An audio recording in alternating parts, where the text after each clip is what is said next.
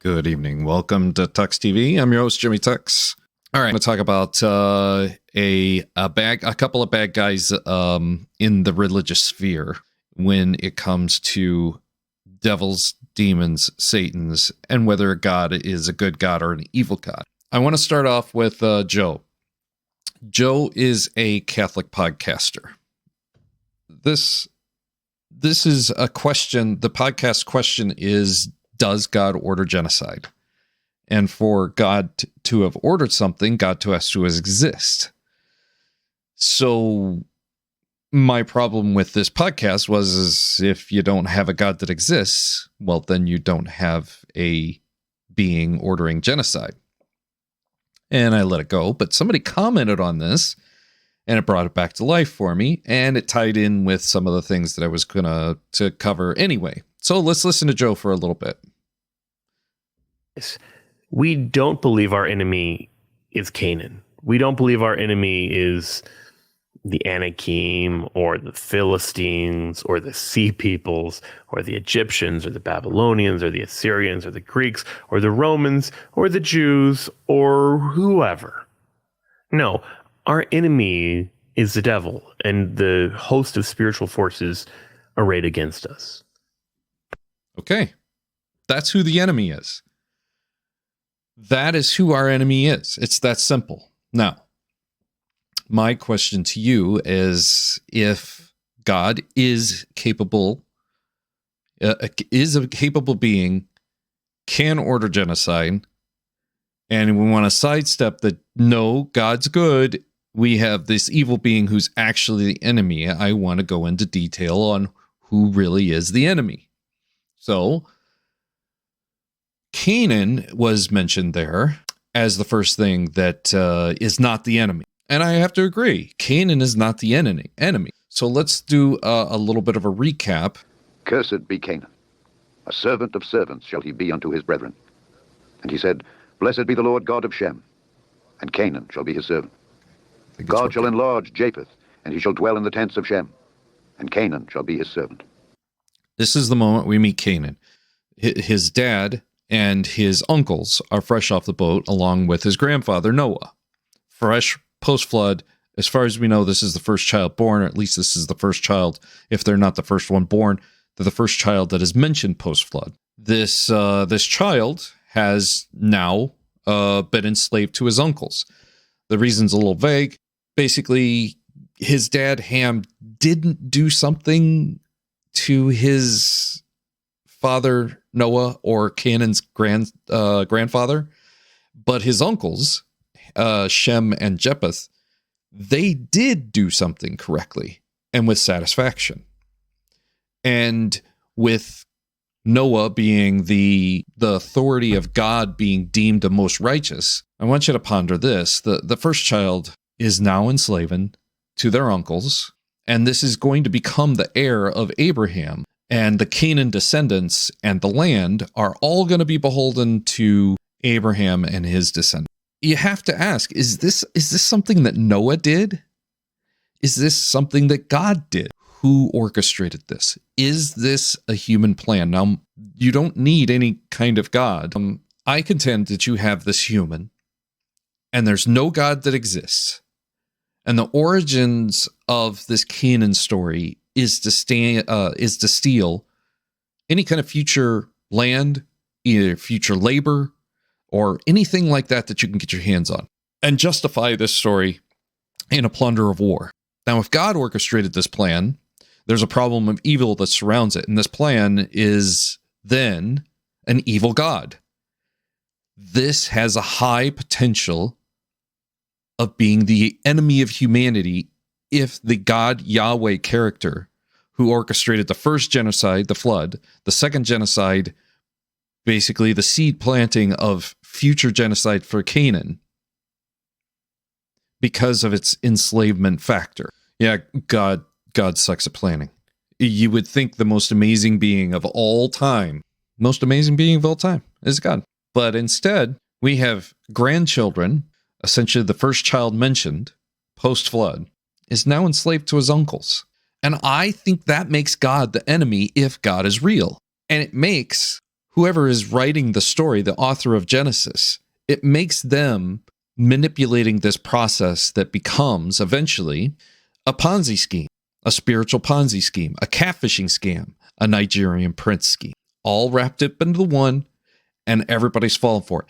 And you need a good guy for this to work, and you need a bad guy for this to work. How do we decipher the difference between what is a good guy and what is a bad guy? I have in my hot little hands here, I have a $10 bill. This is a real $10 bill. Now, I know for a fact that if I try to replicate this $10 bill, I would get in trouble. There is an authority that says this $10 bill is a $10 bill.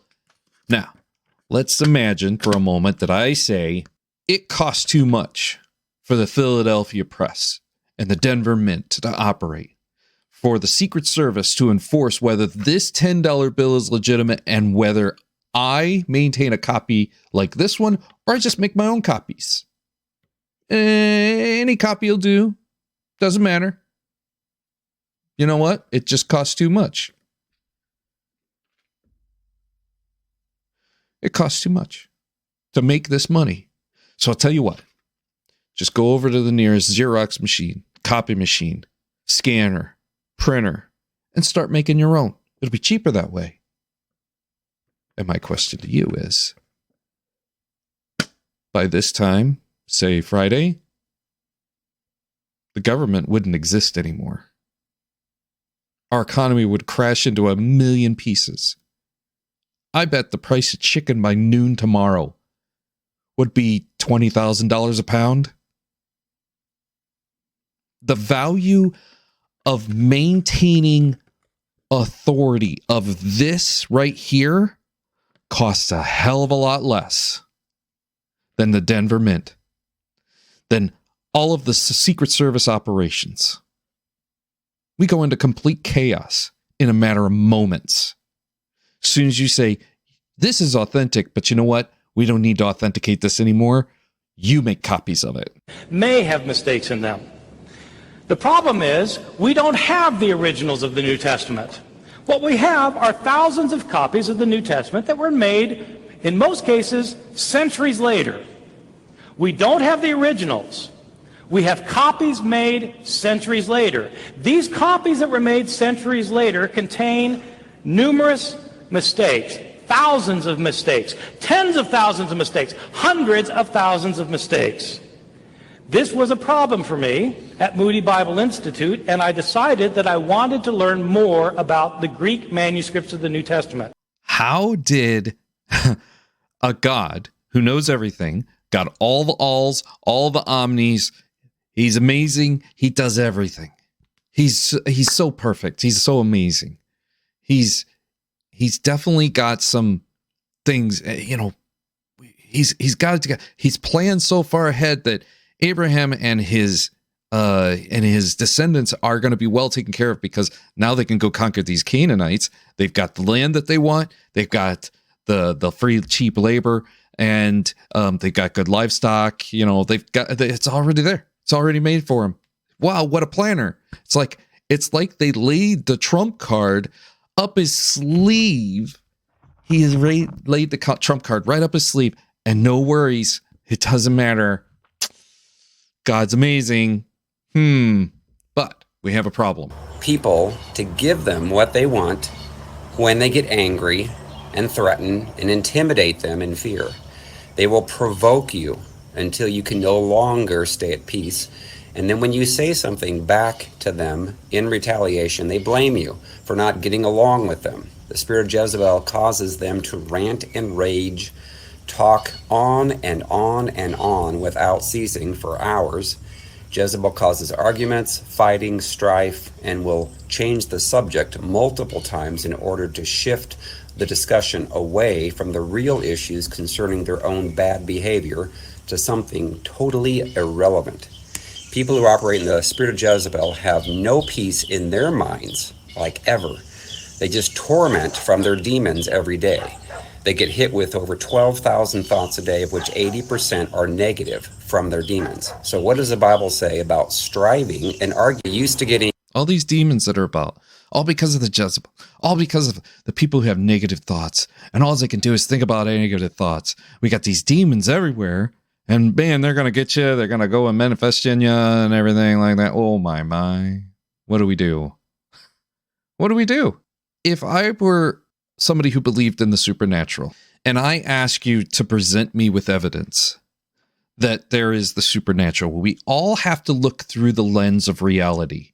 And this right here is a lens on my phone. Nearly every single person that I know has something this good, this nice, available for them to snap a selfie anytime the Jezebels and the demon possessed and the demon coming to get yous. The enemy, as Joe from Popery podcast said, the enemy. And yet we don't have that. We have people who tell stories about that, but nobody actually has that. I want to present an argument of how things used to work, and I want this to parallel how the story of Shem and the slavery starting to then progress to be a usage of Abraham's descendants. And I want to use this as the storytelling device that humans would use to instead scam people out of free labor and free land and so on. 1978, blacks could not become priests in the Mormon church, right? That's correct. Why? Because the leaders of the church at that time interpreted that doctrine that way. Church policy had it that blacks had the mark of Cain. Brigham Young said, Cain slew his brother, and the Lord put a mark upon him, which is the flat nose and black skin. It's behind us. Look, that's behind us. Don't worry about those little flicks of history. Skeptics will suggest, well, look, if we're going to expand, we can't keep the blacks out. Pure speculation. Pure speculation. Skeptics are going to say that. It is amazing. Skeptics will say that. So I went and found, the reason I brought that up is because I found this little gem to go on all these demons that can go and inflict us with this Jezebels, the Canaans, the enemies of Satan. Where the spirit children would be sent to take on mortal bodies and learn good from evil. Lucifer stood and made his bid for becoming savior of this new world. Wanting the glory for himself, he planned to force everyone to become gods. Opposing the idea, the Mormon Jesus suggested giving man his freedom of choice. This is a great example of how things used to be and how it used to be accepted, and then when they weren't selling the shtick anymore, they had to change it, update it. Say, oh, that was in the past. We're better now. We figured it out. On other planets. The vote that followed approved the proposal of the Mormon Jesus, who would become savior of the planet Earth. Enraged, Lucifer cunningly convinced 1/3 of the spirits. Lucifer did it. Lucifer. Destined for Earth to fight with him in revolt. Thus, No. Lucifer. Lucifer became the devil and his followers the demons. Lucifer became the devil. And his followers became the demons. You hear that? This Jezebel spirit of ours. Ah, and the demons. Ah. Camera. Right here. Camera. It looks through a lens and it sees reality. It doesn't care. It does not care whatsoever about things that don't really exist. If you implant into people's minds that they're a slave, they will become a slave. If you implant in their people's minds that we can steal your land and there's nothing you can do about it because our God said so. What is wrong with you? You can't steal our land just because he said so. Oh, we're descendants of Canaan. That's right. Oh, That is a human endeavor. Star Trek. Why does God need a starship? He doesn't. He doesn't need a starship. You know what he needs? He needs his own word factory. Authenticated. No different than this $10 bill. That's what he needs. Because nobody can tell what's going on here in this crazy world. Sent to this world, they would forever be denied bodies of flesh and bone. Those who remain neutral in the battle were cursed to be born with black skin. No. No. So, Lucifer and the angels that follow him, those are the demons. Lucifer's the bad guy. He's down at earth. And the black folks, the ones that were neutral, well, they got cursed. The ones that help God in this heavenly action. This is the Mormon explanation for the Negro race.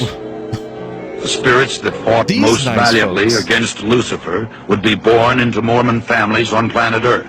Yes. These would be the lighter-skinned people, or white and delightsome, as the Book of Mormon describes them. Oh, isn't that beautiful? So these are the kinds of stories that come about to explain good guys and bad guys. This is what I see when somebody tells me, hey, we got demons. They're coming after us. And you need to stay away from the people who are possessed by those demons.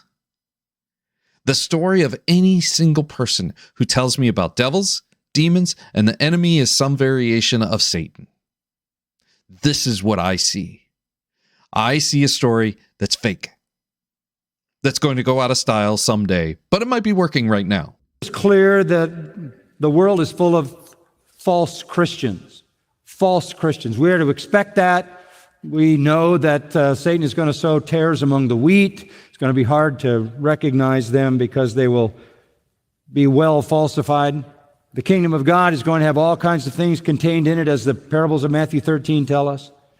Many will say to me, Lord, Lord, and I will say to them, depart from me, I never knew you. People who profess openly Jesus as their Lord and do many wonderful works in his name and so forth have no relationship with him. Counterfeiting Christians, by the way, is Satan's primary strategy as an angel of light. He is disguised as an angel of light. His ministers are disguised as angels of light. They want to appear as representing heaven, but they are the minions of hell. And counterfeiting Christianity is a very important enterprise. It always strikes me as interesting that there are not a lot of false forms of false religions. False religions don't need to falsify themselves. Satan doesn't work on creating false forms of false religions. So you don't have a lot of heretical Muslims or heretical Buddhists or heretical Hindus or any other kind of religion. It's already heretical to start with. It's already a lie. It's already false. It's already a deception. So it doesn't need to be formed into something that is a misrepresentation. But Christianity, we can't even keep up with all the false forms of Christianity. We can barely recognize all of them. And every time we turn around, there's a new form because Satan is spending 99.9% of his time falsifying Christianity. And isn't that amazing? This is a real $10 bill. I know it's a real $10 bill. The Federal Reserve, if I suspect this isn't a real $10 bill, will pick up the phone and say, we need to investigate the $10 bill you don't think is legit. And what is God? The God of Shem, shall we say? What is the God of Shem legitimize? Stealing future land, future genocide. Planting a seed that grows into a moment in which somebody says we need to go destroy them. That is what the God of the Bible is led you to believe is true. I believe human beings came up with a scheme and a scam a long time ago, roughly 30 centuries ago. They sold you an invisible being to be the authority so that they could steal your goods, services, land, property, children.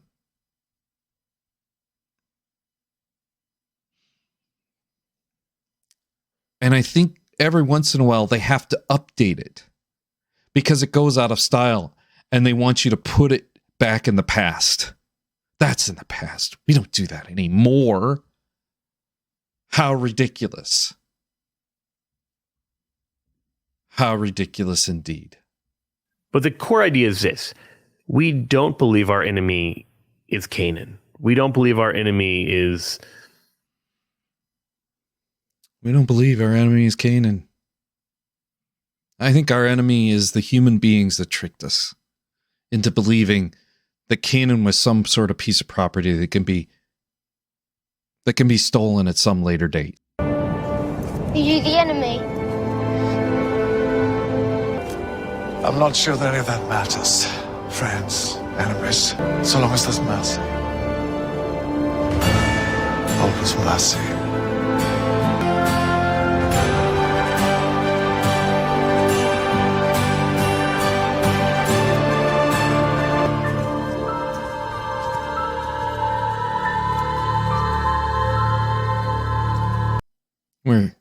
We're better than a book that tries to steal our property, our children,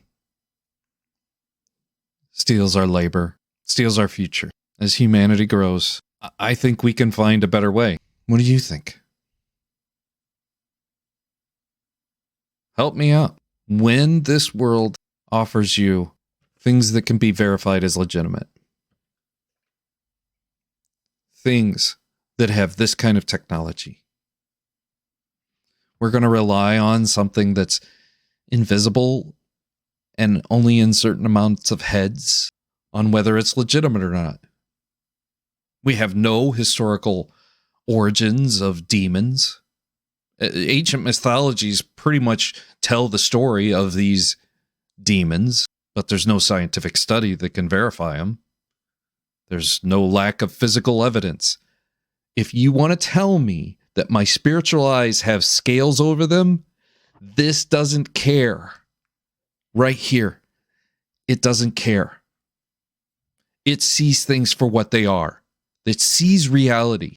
The scientific explanations, because this has been studied multiple times, and there's a peer-reviewed paper out there. And it basically would like you to, if you're under the feeling of possessions or demons or attacks or mental anything, it's a psychological disorder that can be cured. Go seek help if you really think that there's Jezebels and demons after you all the time. In culture, we have concepts with demons varying through Hollywood and video gaming and some of the various pop culture events that you just can't avoid it. But that doesn't mean that they're real.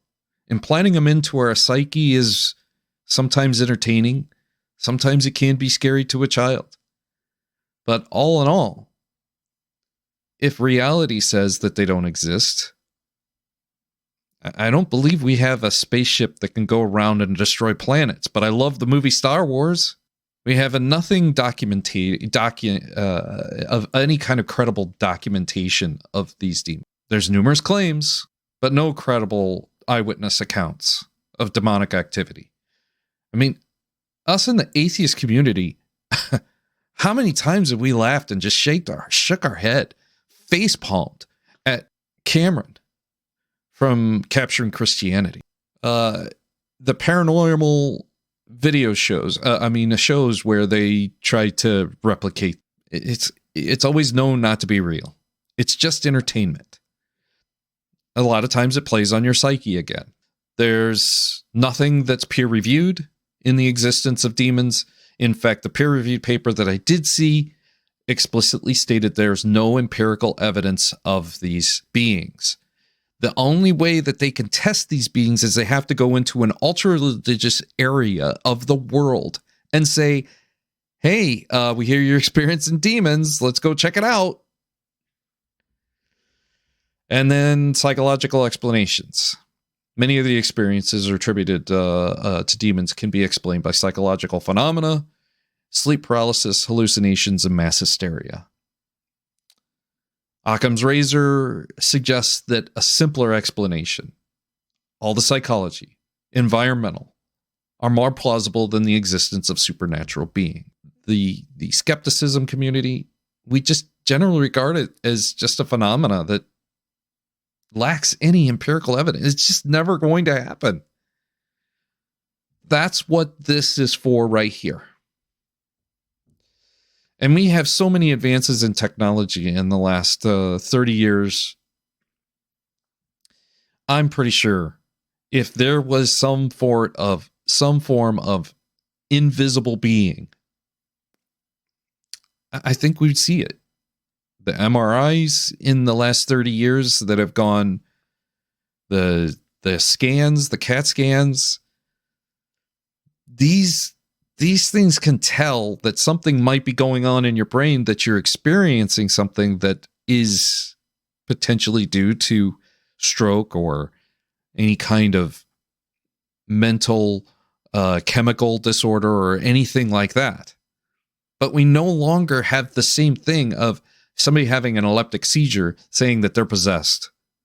We have the same type of instruments that we can tell that when somebody's not acting correctly, there's a plausible explanation for it, medically speaking.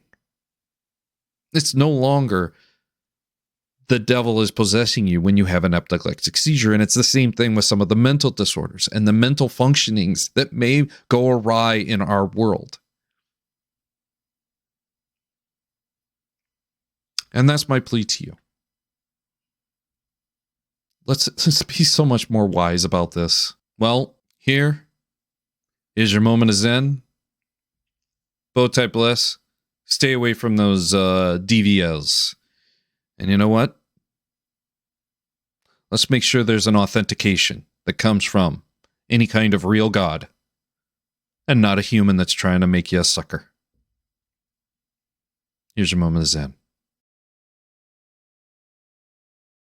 Here's a bizarre quote from Prophet Muhammad.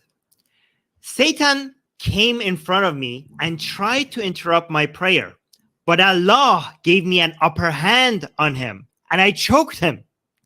No doubt I thought of tying him to one of the pillars of the mosque, but then Allah made him, Satan, return with his head down, humiliated, back to hell. What Muhammad is telling his friends here is that I totally beat up the devil, but you weren't there to see it. I was going to tie him up, but then Allah sent him back to hell. What I read you was from Sahih Bukhari, which in Islam is considered to be one of the most reliable sources of hadith. I think this story is made up. But if this is made up, that means that 90% of what we recognize as Islam today cannot be trusted.